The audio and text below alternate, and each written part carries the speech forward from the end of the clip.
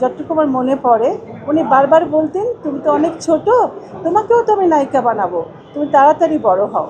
কিন্তু আমার দুর্ভাগ্য, আমি যখন বড় হয়েছি তখন এই পৃথিবীতে উনি নেই। আজকে যদি আমার দুলাভাই জহিরান সাহেব থাকতেন, তাহলে হয়তো আমি এই চম্পা আরও অন্যরকম চম্পা হতে পারতাম, আরও ভালো অভিনেত্রী হিসেবে আপনাদের সামনে আসতে পারতাম। এই আক্ষেপটা কিন্তু আমার রয়ে গেছে।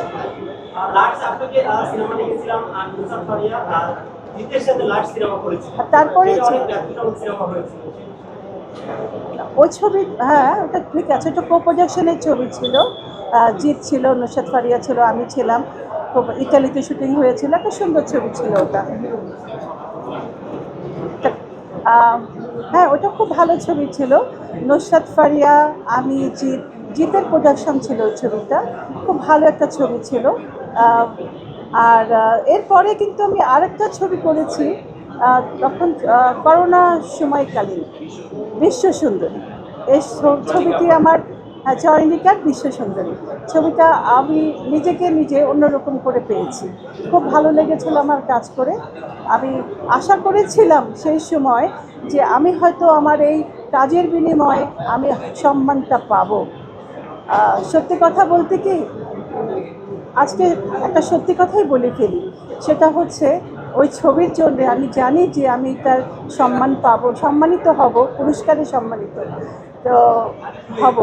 আর জাতীয় পুরস্কারে আমি কিন্তু কোন কাপড়টি পরবো, কোন শাড়িটি পরবো, ওটা কিন্তু আমি ঠিক করে রেখেছিলাম। কারণ আমি জানতাম যে এটা আমি পাচ্ছি, এই ক্যারেক্টারে, এই ক্যাটাগরিতে আমি অ্যাওয়ার্ডটা পাচ্ছি। কিন্তু এতই দুর্ভাগ্য আমার, যখন অ্যানাউন্স হলো তখন আর আমার নামটা বাদ পড়ে গেল। তখন আমার আর রেখে দেওয়া সেই শাড়িটি আর পরা হলো না জাতীয় পুরস্কারের জন্য। দুঃখ নাই, আমার তাতে দুঃখ নেই।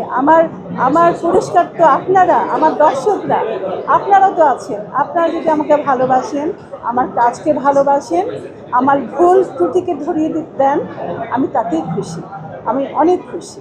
শেষ প্রশ্ন, ইলিয়াস কাঞ্চনের সাথে আপনার অনেক মুভি দেখেছি এবং আপনারা হিট জুটি ছিলেন, এখন উনি অসুস্থ, ওনার সম্পর্কে যদি কিছু বলতেন। তো অনেক দুঃখজনক, কখনোই ভাবতে পারিনি যে কাঞ্চন ভাইয়ের এই দুঃসংবাদ এত তাড়াতাড়ি শুনতে হবে। এটা মেনে নেওয়া যায় না। কারণ হচ্ছে কাঞ্চন ভাইয়ের সাথে কাজ করাকালীন অনেকগুলো বড় দুর্ঘটনা ঘটে গেছিল, সেগুলোকে উনি উঠিয়ে এগিয়ে যুদ্ধ করে সামনে দিয়ে গেছেন।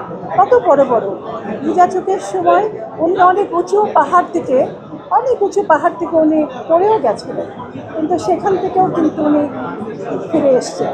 উনি আমাদের সবার সামনে ছিলেন, অনেক ভালো কাজ উপহার দিয়েছেন, দেশের জন্য কাজ করছিলেন এবং এত ধর্মকে উনি পালন করতেন, এত নামাজি ছিলেন। আমার সঙ্গে দেখা হলেই বলতো, তুমি নামাজ পড়ো, তুমি এটা পড়বে, ওটা পড়বে, অনেক কিছু শেখা তার কাছ থেকে।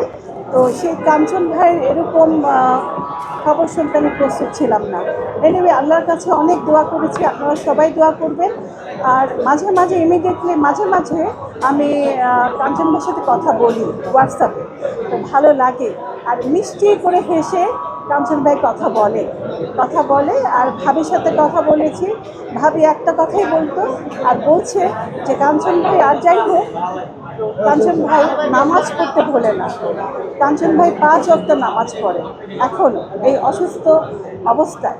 তো সবাই আমরা দোয়া করব কাঞ্চন ভাই আবার হাসি মুখে একদম সুস্থ হয়ে আমাদের দেশে ফিরে আসবে। আগামী 10 তারিখ বাদী বস